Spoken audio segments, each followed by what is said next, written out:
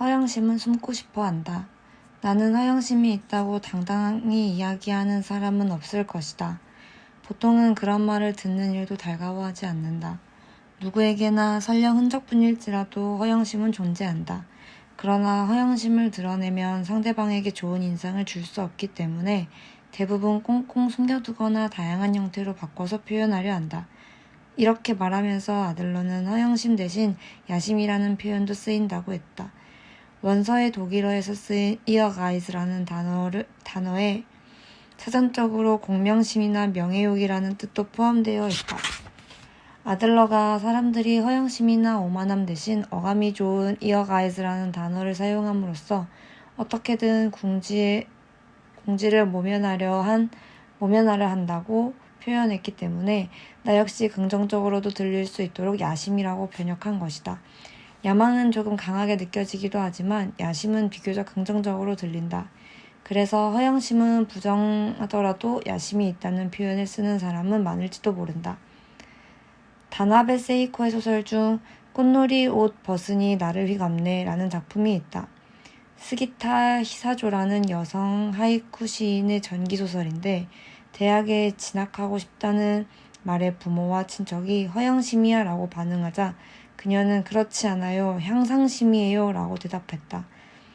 스키타 히사조는 아들러보다 조금 늦은 1890년에 태어나 1946년에 세상을 떠났는데 당시 일본에서는 여성의 대학 진학이 일반적이지 않았다. 야심 없는 인간은 위협을 이루지 못한다고 말하는 사람도 많다. 아들러는 그것은 착각이며 잘못된 견해다라고 지적하면서 공동체가 어떤 방식으로든 뜻을 품고 지향하다 보면 천재적인 업적도 이룩할 수 있지만 그런 천재적인 업적에서 허영심의 영향력은 결코 클 수 없다고 덧붙였다. 허영심 때문에 잃는 것. 아들러는 허영심에 관한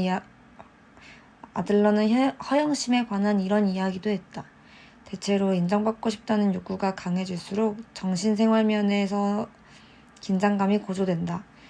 누구나 남에게 잘 보이고 싶은 마음을 갖고 있다. 그렇지만 인정받으려는 욕구가 강렬해질수록 긴장감도 높아질 수밖에 없다.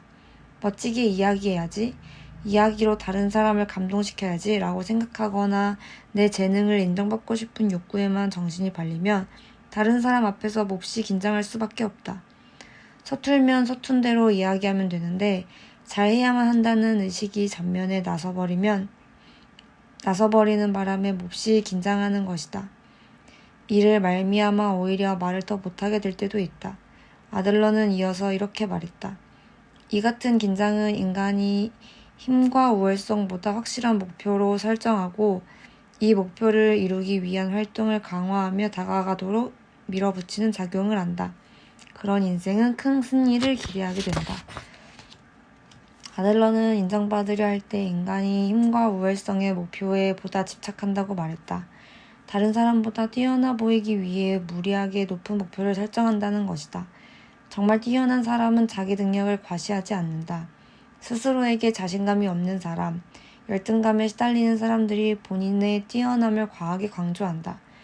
이런 사람은 틀림없이 현실과 접점을 잃어버리게 될 것이다. 자기 인생과의 연관성을 잃고 항상 남에게 어떤 인상을 줄까, 다른 사람은 나를 어떻게 생각할까 하는 질문에만 구애되기 때문이다. 그로 인해 행동의 자유도 현저하게 방해받는다. 이럴 때 가장 빈번하게 드러나는 성격의 특징이 바로 허영심이다. 앞에서 소개한 에버딘의 청년 이야기로 돌아가 보자. 아들러는 청년에게 이렇게 말했다. 낯선 두 사람이 있는 소파로 다가와서 나를 어떻게 생각하느냐고 묻는 것은 허영심이 상당히 강하다는 의미 아닐까? 청년은 두 사람에게 자기가 어떤 인물인지 알아맞힐 수 있겠냐고 물었다. 그런 행동은 두 사람에게 자신이 어떻게 보이는지 신경 쓰고 있음을 보여준다. 어쩌면 청년은 이처럼 당돌한 질문에 자네는 매우 유능하군 같은 대답을 기대했을지도 모른다. 이 청년처럼 자기의 우월성을 과시하려고 애쓰는 사람은 남들에게 어떤 인상을 줄까? 다른 사람이 나를 어떻게 생각할까에만 신경 쓴다면 무슨 일이 벌어질까? 이런 사람은 아들러의 말대로 현실과의 접점을 잃어버린다. 본연의 자기 모습이 아니라 이상적인 쪽에 초점을 맞춘 채 살아가기 때문이다. 직장 업무나 공부에 대해 생각해보자.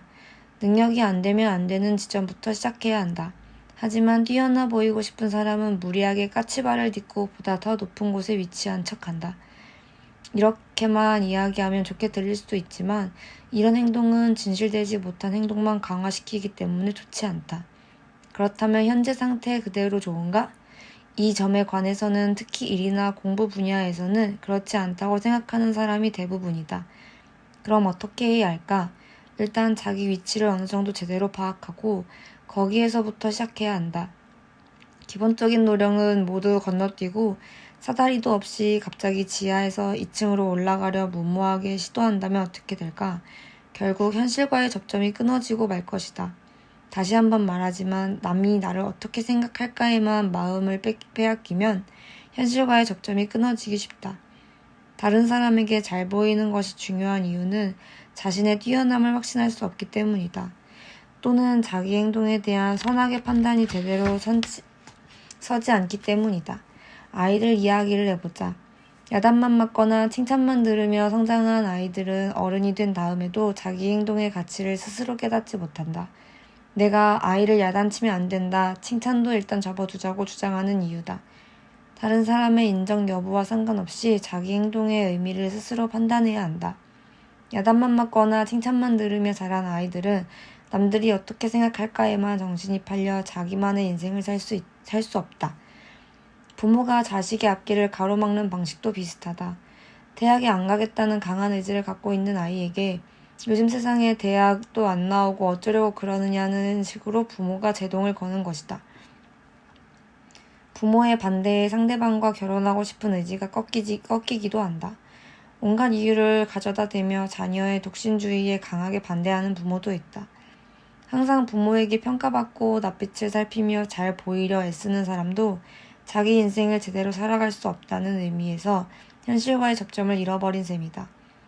이 설명으로 현실과의 접점을 잃고 남의 눈치만 보게 되면 행동의 자유가 현저히 방해받는다고 한 아들러의 주장을 충분히 이해했으리라 믿는다. 그렇게 되면 하고 싶은 말이나 해야 할 일을 못하게 되는 것이다. 남의 생각에 신경 쓰기 전에 자기가 할 일부터 판단해야 하는데 그러지 못해 결국 적절한 시기를 놓쳐버리는 셈이다. 전철 안에 노인이 서 있는 상황을 예로 들어보자. 만약 그러고 싶다면 그냥 자리를 양보하면 되는데 하필 이때 쓸데없는 생각을 떠올리고 마는 것이다. 지금 자리를 양보하면 어떻게 받아들일까? 예전에 우리 아버지는 난 아직 노인이 아닌데 나한테 자리를 양보하더라. 자주 화를 냈다. 그런 경험이 있다면 주저하게 될 수도 있다. 또는 주위 사람 눈치를 보며 이런 걱정을 할 수도 있다. 양보하면 혹은 양보하지 않으면 나를 어떻게 볼까? 머뭇거리는 동안 정작 양보할 기회를 놓쳐버리고 상대방은 전철에서 내려버린다. 그러니 하고 싶은 일이 있으면 다른 사람이 어떻게 볼까 눈치 보지 말고 실행할 수 있어야 한다. 그러지 않으면 행동의 자유를 잃어버리고 만다.